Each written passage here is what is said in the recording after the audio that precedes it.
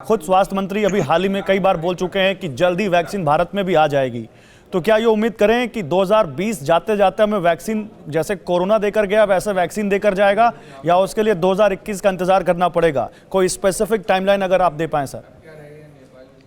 तो वैक्सीन के जो ट्रायल्स हैं, फेज 3 ट्रायल सीरम इंस्टीट्यूट का ट्रायल है, वो कंप्लीट हो चुका है। उसमें फॉलोअप ही चल रहा है। भारत बायोटेक का भी ट्रायल जो है वो अंतिम चरण पे है।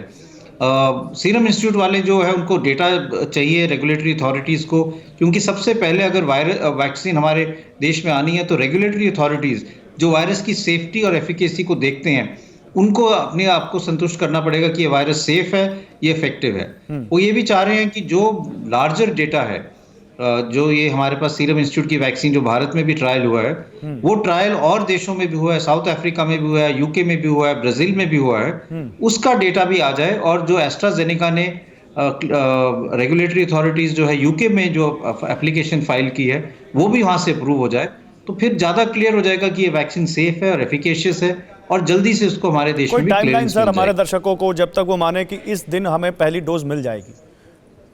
तो मेरी उम्मीद तो यही है कि साल के अंत तक हमें वैक्सीन की रेगुलेटरी अप्रूवल मिल जानी चाहिए। ज़्यादा से ज़्यादा अगले साल के पहले या दूसरे हफ्ते तक तो डेफिनेटली मिल जानी चाहिए। और उसके बाद फिर हमारे एक बहुत बड़ा जो अभियान है कि सब लोगों को वैक्सीन लगानी है प्रायोरिटी के बेसिस पे, वो शुरू होगा।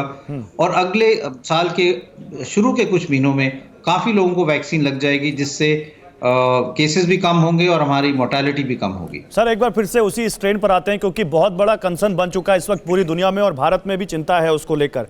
तो आप बता सकते हैं कि वो स्ट्रेन कहां तक फैल चुका है, स्पेशली भारत में? क्या कोई इसकी मौजूदगी की कोई खबर है? क्योंकि ब्रिटेन से जो फ्लाइट्स आई हैं उनमें कई लोग कोरोना पॉजिटिव मिले हैं, तो उनमें क्या वो नया स्ट्रेन मिला है, नहीं मिला, इस बारे में कुछ बता सकते हैं आप? तो देखिए, उस स्ट्रेन को पता करने के लिए कि ये नया स्ट्रेन है नहीं, उसके लिए हमें जेनेटिक सीक्वेंस करने की ज़रूरत है। और जो लोग आए हैं जो पॉजिटिव हुए हैं उनके सैंपल लिए गए हैं और वो अब जेनेटिक सीक्वेंसिंग उनकी की जाएगी। उन सबको अलग से आइसोलेट किया गया है, जिससे उनसे किसी और को ना इन्फेक्शन हो और इन्फेक्शन आगे ना फैले। लेकिन अभी ये कहना मुश्किल है जब तक वो डेटा नहीं आएगा कि इनको कोविड जो है पुराने स्ट्रेन से हुआ है या जो नया म्यूटेंट स्ट्रेन है उसके कारण हुआ है। और अगर हम अपना डेटा देखें, एपिडेमियोलॉजिकल डेटा देखें, तो हम कहीं ऐसे देख नहीं रहे कि एकदम केसेस बढ़ गए हैं हमारे देश में, स्पेशली शहरों में, क्योंकि ज्यादातर लोग जो बाहर से आ रहे हैं, यूके से आ रहे हैं या यूरोप से आ रहे हैं, वो मेजर सिटीज में आ रहे हैं।